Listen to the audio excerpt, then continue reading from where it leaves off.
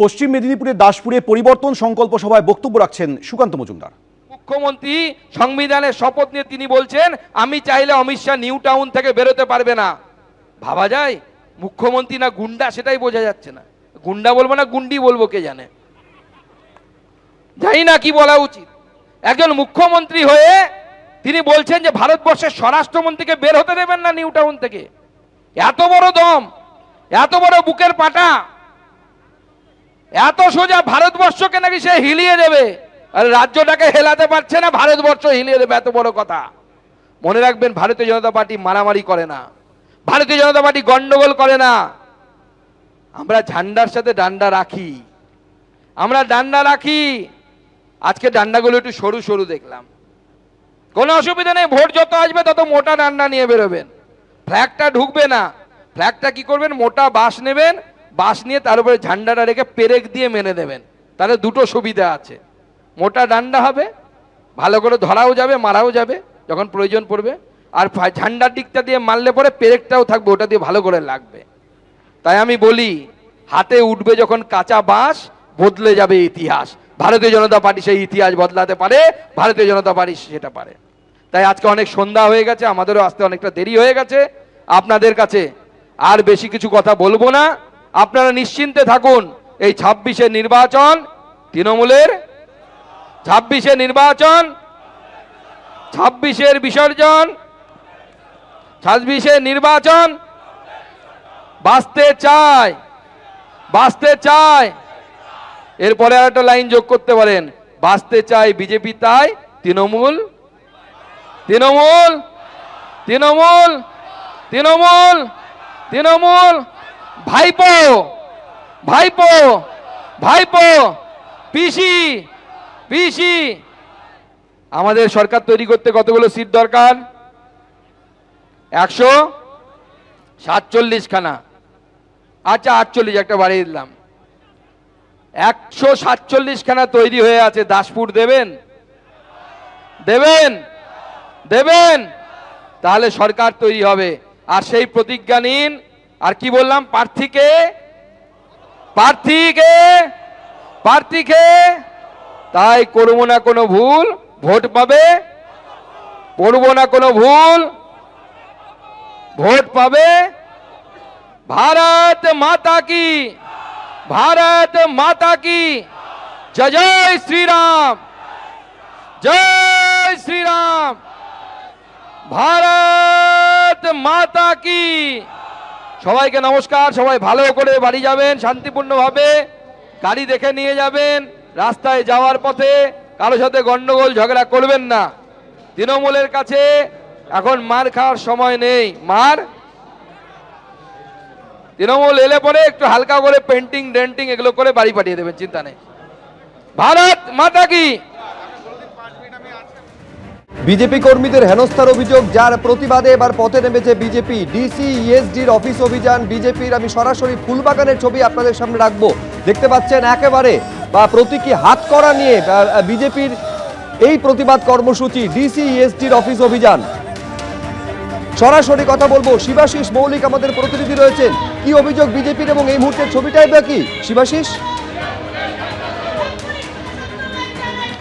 সুব্রজিৎ, এই মুহূর্তে আমি দাঁড়িয়ে রয়েছি বেলেঘাটায়। ফুলবাগান মোড় থেকে শুরু হয়েছিল এবং বেলেঘাটায় কলকাতা পুলিশের ডিসি ইএসডির যে দপ্তর, সেই দপ্তরে কিন্তু বিজেপি কর্মীরা তারা এসেছেন। উত্তর কলকাতা জেলা বিজেপির পক্ষ থেকে এই ঘেরাও অভিযানে ডাক দেওয়া হয়েছিল। উত্তর কলকাতা জেলা বিজেপি সভাপতি তমগ্ন ঘোষের নেতৃত্বে এবং মীনা দেবী পুরোহিতের উপস্থিতিতে এই মিছিল নিয়ে তারা এসেছেন এবং ব্যারিকেড দিয়ে, গার্ডরেল দিয়ে কার্যত তাদের বাধা দেওয়া হয়েছে। এরপর প্রতিনিধি, বিজেপি প্রতিনিধিদের ডিসি ইএসডির অফিসে সেখানে ডেপুটেশন দেওয়ার জন্য তাদেরকে নিয়ে যাওয়া হয়েছে। তারা আপাতত ডিসি ইএসডির অফিসে রয়েছেন এবং এখানে যে বিজেপি কর্মী যারা জড়ো হয়েছেন, আমি কথা বলার চেষ্টা করবো একজন বিজেপি কর্মীর সঙ্গে। মূলত আজকে আপনাদের অভিযোগ কি? বেলেঘাটার ওপরে বিজেপি কর্মীদের উপরে যে নৃশংসভাবে অত্যাচার করা হচ্ছে, হামলা করা হচ্ছে, এর প্রতিবাদে ধিক্কার জানাচ্ছি। তার সঙ্গে ইমিডিয়েট তাদেরকে গ্রেপ্তার করা হোক। কেন এটা হবে? সভ্য সমাজের বুকে রাজনীতি করার অধিকার সবার আছে, বিজেপিরও আছে। বিজেপি একটা প্রধান বিরোধী দল হয়ে দিনের দিন এই বেলেঘাটার ওপরে অভিজিৎ সরকারের ঘটনা আপনারা সবাই জানেন। কেন এই ঘটনা ঘটলো, এই এর প্রতিবাদে আমরা ডিসি অফিসে এসেছি প্রতিবাদ জানাতে। প্রতিনিধি পাঠানো হয়েছে একদম ভেতরে বিজেপি প্রতিনিধিরা গিয়েছেন এবং যে ছবি আমরা দেখতে পাচ্ছি বিজেপি কর্মীরা বাইরে বিক্ষোভ দেখাচ্ছেন এবং প্রতিনিধিরা ভেতর থেকে বাইরে আসা পর্যন্ত তাদের কাছে কি বার্তা কলকাতা পুলিশের তরফে দেওয়া হয় সেই বার্তা নিয়ে তমগ্র ঘোষ, মীনা দেবী পুরোহিতরা তারা বাইরে এলে তারা এখানে বক্তব্য দেওয়ার পর বিজেপি কর্মীরা এখান থেকে ছড়বেন বলে এখন পর্যন্ত সূত্র মারফত জানা যাচ্ছে। আপাতত বিজেপি কর্মীরা উত্তর কলকাতার জেলা বিজেপির কর্মীরা তারা জড়ো হয়েছেন ডিসি ইএসডির বেলেঘাটার অফিসের সামনে। সুব্রজিৎ, ধন্যবাদ শিবাশিস।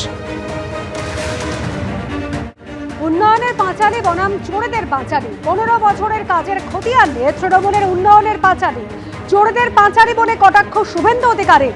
কাল থেকে সব গ্রামে চোরেদের পাঁচালী বাজবে, এমনই মন্তব্য বিরোধী দলনেতা শুভেন্দু অধিকারী। উন্নয়নের পাঁচালী নিয়ে সরব অভিষেক বন্দ্যোপাধ্যায়। 15 বছরে সরকারে কাজের খতিয়ান পৌঁছে দিয়েছে। বিজেপি 100 দিন আবাস যোজনা, সড়ক যোজনার টাকা আটকে রেখেছে। বিজেপি জল জীবন মিশনের টাকা আটকে রেখেছে। যারা জলও ছাড়তে রাজি নয় তাদের রাজনীতি করা সাজে না, বিজেপিকে আক্রমণ অভিষেক বন্দ্যোপাধ্যায়।